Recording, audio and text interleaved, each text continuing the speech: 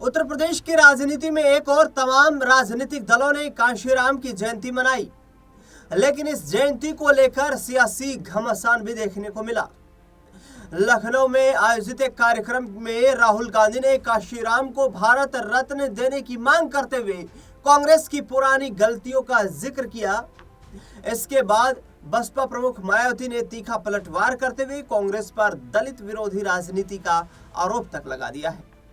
दोनों नेताओं के बयान से साफ है कि 2027 के यूपी विधानसभा चुनाव से पहले दलित वोट बैंक की सियासत उत्तर प्रदेश में तेज हो रही है और जिसको हर कोई साधने का प्रयास कर रहा है। दरअसल बता दें आपको कि 2027 के उत्तर प्रदेश के विधानसभा चुनाव से पहले दलित राजनीति एक बार फिर से केंद्र में आती नजर आ रही है। बहुजन समाज पार्टी के संस्थापक कांशीराम की जयंती से ठीक पहले कांग्रेस के नेता राहुल गांधी के बयान और उसके बाद बसपा सुप्रीमो मायावती के पलटवार ने राज्य की राजनीति को गरमा दिया है। इस पूरे मामले में केंद्र में कांशीराम और दलित वोट बैंक की सियासत देखने को मिली, जहां एक और बसपा सुप्रीमो मायावती स्वयं को कांशीराम की राजनीतिक विचारधारा को आगे बढ़ाने वाली उत्तराधिकारी बताती हैं, तो दूसरी ओर राहुल गांधी ने भी कहा है कि कांशीराम की जयंती के अवसर पर उन्हें सम्मान दिया जाना चाहिए। कांग्रेस पार्टी के कार्यकर्ताओं, दलित कार्यकर्ताओं को खास तौर पर ध्यान में रखा गया राहुल गांधी के द्वारा। और राहुल गांधी ने कहा कि अगर कांग्रेस पार्टी ने अपने समय में दलितों के लिए ठीक से काम किया होता तो कांशीराम जैसे नेता पैदा ही नहीं हो पाते। उन्होंने ये भी कहा कि अगर पंडित जवाहरलाल नेहरू उस दौर में होते तो संभवतः कांशीराम उत्तर प्रदेश के कांग्रेस पार्टी से मुख्यमंत्री होते। यानी कि सीधे तौर पर राहुल गांधी के इन बयानों के चलते एक बार फिर से राजनीतिक जानकार ये कह रहे हैं कि सिर्फ राजनीतिक बयानबाजी नहीं है ये, बल्कि एक बड़े दलित वोट बैंक को कांग्रेस पार्टी अपने समर्थन में करने का प्रयास कर रही है, क्योंकि ये सीधे तौर पर दलित राजनीति और खास तौर पर जाटा वोट बैंक को साधने की कोशिश के रूप में देखा जा रहा है। माना जा रहा है कि कांग्रेस पार्टी उत्तर प्रदेश में अपने पुराने दलित आधार को फिर से मजबूत करना चाहती है। इस कार्यक्रम में राहुल गांधी ने यह भी कहा कि अगर केंद्र में कांग्रेस की सरकार आगे निकट भविष्य में बनती है तो बहुजन समाज पार्टी के संस्थापक कांशीराम को कांग्रेस पार्टी की सरकार भारत रत्न देने की मांग को पूरा करते हुए नजर आएगी। लेकिन इसी के साथ निशाना साध दिया मायावती ने राहुल गांधी पर। मायावती ने सीधे तौर पर कहा कि जिस तरीके से कांग्रेस पार्टी ने कांशीराम का नाम लेकर के राजनीति को चमकाने का प्रयास किया है।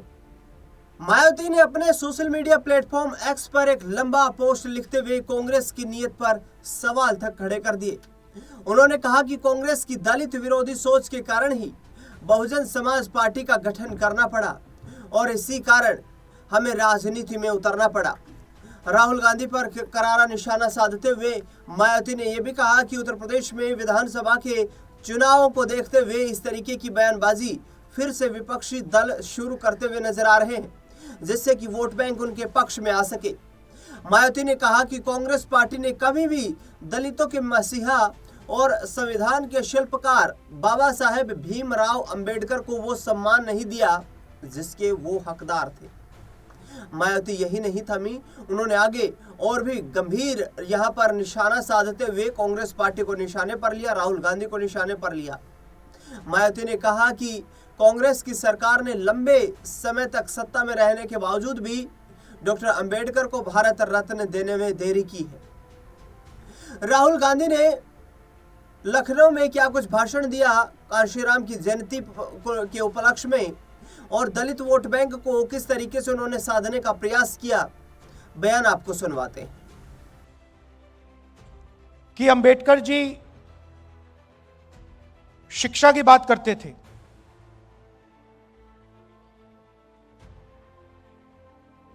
संगठित होने की बात करते थे,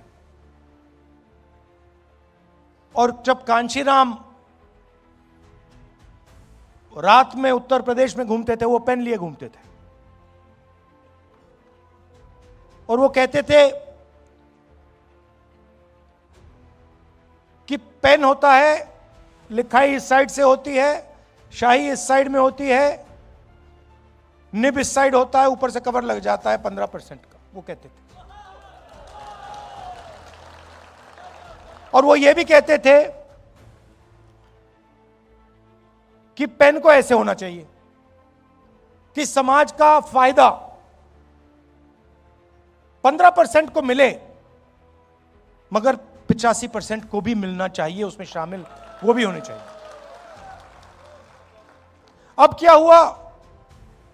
अब बीजेपी ने नया सिस्टम उठाया है। बीजेपी ने पेन और इसको अलग कर दिया, इसको पता नहीं कहां फेंक दिया और उसके लिए इसको लिए फिर रहे हैं।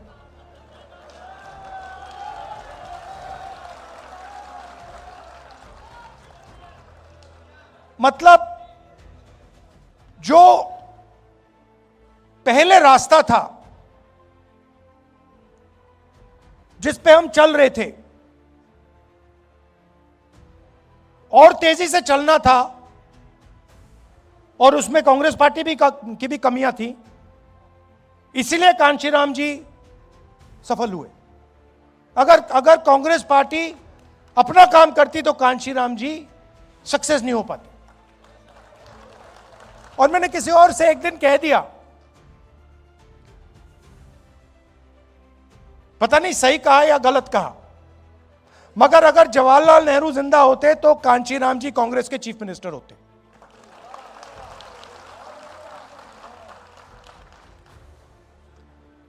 मगर कहने का क्या मतलब है? राजनीति में दो तरीके के लोग होते हैं। एक कहता है कि मुझे ऐसा पेन चाहिए, दूसरा कहता है मुझे ऐसा पेन चाहिए। मतलब मुझे पेन ऐसा चाहिए कि सब लोगों को फायदा हो, समाज में कोई पीछे ना रहे, और अगर हिंदुस्तान में प्रगति हो रही है तो गरीब से गरीब बच्चा किसी भी वर्ग का हो, उस प्रगति में उनका जो संघर्ष था, उनका जो विजन था, उनका जो हिंदुस्तान की राजनीति पर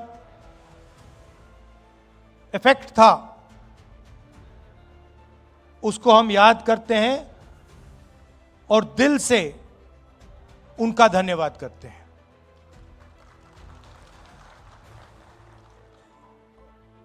काफी लोगों ने भाषण दिए और कहना चाहता हूं कि हर भाषण में गहराई थी, हर भाषण में गहराई थी। लोगों ने अलग अलग चीजें कही। पहले भाषण में कहा कि हमें क्या चाहिए। आपने लिस्ट दी कि हमें ये चाहिए, ये चाहिए, ये चाहिए, ये चाहिए। और जब आप कह रहे थे, मैं सोच रहा था कि भाई राजनीति में चाहने से कोई देता नहीं है।